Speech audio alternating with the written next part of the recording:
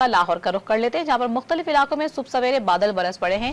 तेज बारिश के बाद गर्मी का जोर भी टूट गया है। इस वक्त क्या सूरत हाल है, जानेंगे डॉन न्यूज के नुमाइंदे नौमान लियाकत हमारे साथ मौजूद हैं।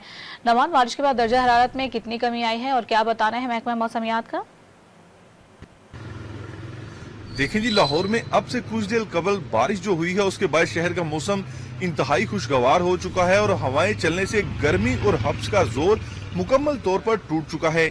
इस वक्त भी आसमान पर काली घटाएं छाई हुई हैं। हल्की बारिश का सिलसिला एक बार फिर से शुरू हो चुका है और शहरी भी अल्लाह का शुक्र बजा ला रहे हैं कि मौसम में तब्दीली आई है। गर्मी और हब्स का जोर मुकम्मल तौर पर खत्म हुआ है।